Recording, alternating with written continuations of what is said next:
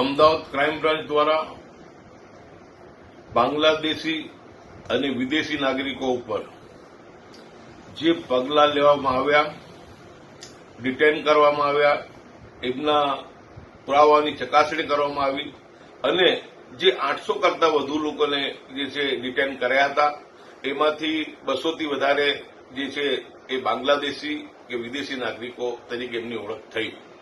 બાકી 600 લોકો એ ભારતીય હતા.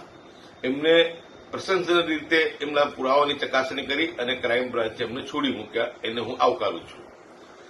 પરંતુ જ્યારે આટલી સુંદર કામગીરી ક્રાઇમ બ્રાન્ચે કરી હોય અને વિદેશીઓને પકડી પાડ્યા હોય, મારી માંગણી છે કે તાત્કાલિક આ બાંગ્લાદેશીઓને મોકલી આપવા જોઈએ અને એવી વ્યવસ્થા કરવી જોઈએ કે ક્યારે પણ એ પાછા ના આવે. કેમ કે પોલીસ જ્યારે એમને બાંગ્લાદેશ બોર્ડર પર મૂકીને આવે છે, પોલીસ અમદાવાદ આવે એની પહેલા તો બાંગ્લાદેશીઓ પાછા આવી જતા હોય છે. એટલે આ સરકારનું ફેલિયર છે. એટલે આવા વિદેશી તત્વોને કોઈ ગુજરાતમાં કે દેશમાં સ્થાન નથી. પરંતુ મારે એટલું જ કહેવું છે કે જ્યારે ક્રાઇમ બ્રાન્ચે પોતાને એની ઇન્વેસ્ટિગેશનની અંદર 600 લોકોને ભારતીય નાગરિક તરીકે સ્વીકાર્યા, એમને મુક્ત પણ કર્યા, ત્યારે આજે ચંડોલાની અંદર બાંગ્લાદેશી વસાહતના નામે જે બુલડોઝરની કાર્યવાહી કરવામાં આવી, હું માનું છું કે એની અંદર બાંગ્લાદેશીઓના કોઈ પુરાવા કે એમના મકાનના કોઈ દસ્તાવેજની ચકાસણી ના કરવી જોઈએ. તાત્કાલિક એમની પર ડિમોલેશન કરવું જોઈએ અને એ મકાનો નેસ્ત નાબૂદ કરવા જોઈએ. એમના આકાઓ હોય, જે એમને શરણ આપતા હોય, ત્યાં જે ભાડું ઉઘરાવતા હોય, લાઇટ આપતા હોય, ખોટા પુરાવા એમને બનાવીને આપતા હોય, એવા લલ્લુ વિહારી જેવા લોકોની સામે પગલાં લેવાય તો એની સામે કોઈને જરા પણ વાંધો હોઈ શકે નહીં. એક ભારતીય તરીકે હું એ કહેવા માંગુ છું કે જ્યારે ક્રાઇમ બ્રાન્ચે 600 લોકોને ભારતીય નાગરિકતા સાબિત થયા પછી મુક્ત કર્યા, ત્યારે એમના મકાનો તોડવાની ક્યાં જરૂર હતી?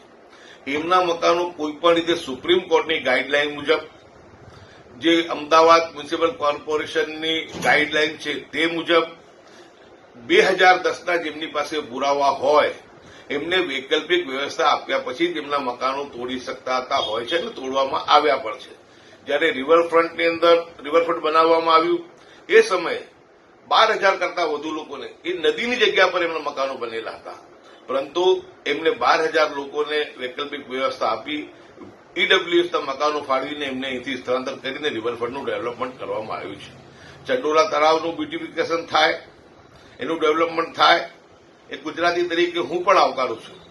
પરંતુ મારી એટલી જ એક વાત છે કે ત્યાં રહેનારા લોકો કે જેમની પાસે ભારતીય લોકો કે જેમની પાસે 2010ના પુરાવા છે અને 2010 પહેલાથી ત્યાં રહેતા હતા, એ પ્રમાણે સુપ્રીમ કોર્ટ અને અમદાવાદ મ્યુનિસિપલ કોર્પોરેશનની ગાઈડલાઈન મુજબ જે પ્રમાણે આપણે રિવરફ્રન્ટના વિસ્થાપિતોને મકાન આપ્યા એ પ્રમાણે એમને મકાનો આપવાની હું માંગણી કરું છું.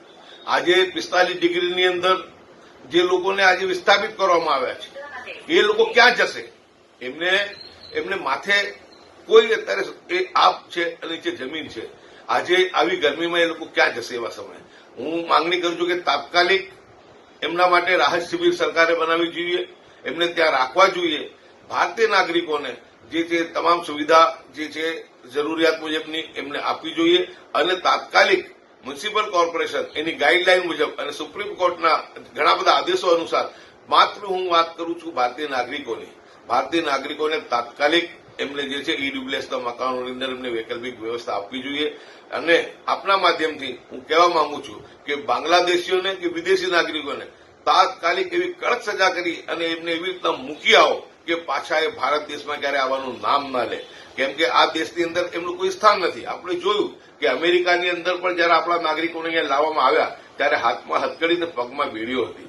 પરંતુ આપણે તો માનવતામાં માનીએ છીએ. આપણે અહીંયા એમને જયારે ક્રાઇમ બ્રાન્ચે ડિટેન કર્યા, એમને જમવાનું પણ આપ્યું, દવા પણ આપી અને પાણી પણ આપ્યું.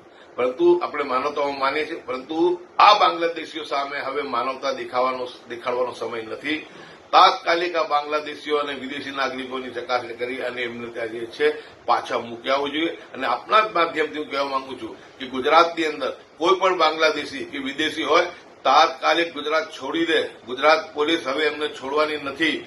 બાંગ્લાદેશીઓનું કોઈ સ્થાન મારા ગુજરાત કે ભારત દેશમાં નથી. એમને તાત્કાલિક જે છે જતા રહેજો ને તેમની સામે કડકમાં કડક પગલાં લેવા માટે જે સરકાર પગલાં લેશે એને અમારું પણ પૂરું સમર્થન રહેવાનું છે.